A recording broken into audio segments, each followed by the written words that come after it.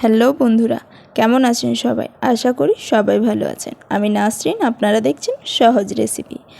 আর কালকের জন্য অগ্রিম সবাইকে জানাই ঈদ মোবারক। ঈদের জন্য স্পেশাল একটা হালুয়া রেসিপি নিয়ে চলে এলাম আপনাদের সাথে শেয়ার করতে। ঈদে তো আমরা সকলে পিঠা হালুয়া অনেক রকমই খেয়ে থাকি, তাই আজকে আমি নিয়ে চলে এলাম ডিমের হালুয়া। চলুন রেসিপিটি শুরু করা যাক। ডিমের হালুয়াটা বানানোর জন্য আমি 4টা ডিম নিয়েছি। ডিমগুলো এভাবে আমি 4টায় ভেঙে নিয়েছি। মিক্সিতে নিয়ে ডিমগুলোকে খুব ভালোভাবে ফেনা আসা অবধি ফাটিয়ে নেব। দেখুন, এভাবে ব্লেন্ড করে নেব। তারপর হাতেও আমি কিছুক্ষণভাবে এভাবে ব্লেন্ড করে নিয়েছি।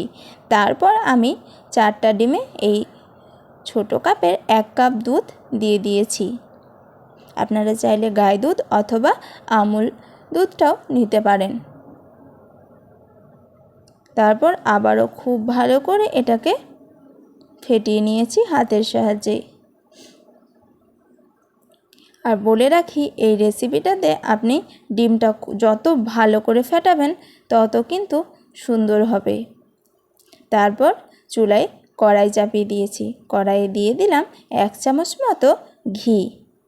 ঘিটা আমাদের বাড়িতে তৈরি করা, আপনারা চাইলে বাটারও দিতে পারেন। তারপর দিয়ে দিলাম একটা তেজপাতা, দিয়ে দিলাম 2 থেকে 3টা এলাচ। তারপর আমি যে ডিম আর দুধটা ফেটিয়ে রেখেছিলাম সেটার মধ্যে দিয়ে খুব ভালো করে এরকমভাবে নেড়ে চেড়ে নেব। আর ভয়ের কিছু নেই, এরকম দেওয়া মাত্রই ঘনত্ব একটা তৈরি হয়ে যাবে। তারপর খুব ভালো করে নেড়ে চেড়ে নিতে হবে। আপনি যত ভালো করে এটাকে নাড়বেন তত কিন্তু দানাগুলো খুব সুন্দরভাবে ছোট ছোট হয়ে যাবে।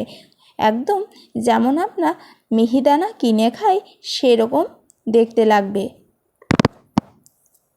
সেরকম শেপ আসা পর্যন্ত খুব ভালো করে এটাকে আমরা নেড়ে চেড়ে ছোট ছোট দানায় পরিণত করে নেব। দেখুন, এভাবে খুব ভালো করে নেড়ে নিতে হবে। তারপর এরকম জল ডিম থেকে বেরিয়ে আসবে। তারপর আমি সামান্য পরিমাণে দিয়ে দিলাম ফুড কালার। আপনারা চাইলে ফুড কালারটা দিতেও পারেন অথবা স্কিপও করতে পারেন। দেখুন, ফুড কালারটা দিলে কিন্তু দেখতে খুব সুন্দর লাগে। এরকমভাবে ছোট ছোট দানা হয়ে আসবে, কিন্তু অনবরত এটাকে নেড়ে যেতে হবে, তবেই এই ছোট ছোট দানায় পরিণত হবে। তারপর আমি দিয়ে দিলাম চিনি। চিনিটা আপনারা আপনাদের পছন্দ অনুযায়ী দিয়ে দেবেন।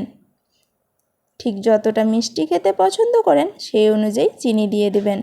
তারপর চিনিটা গলে এলে এরকম একটু রসালো রসালো আপনারা নামিয়ে নিতে পারেন অথবা একটু ঝরঝরে করেও নামিয়ে নিতে পারেন।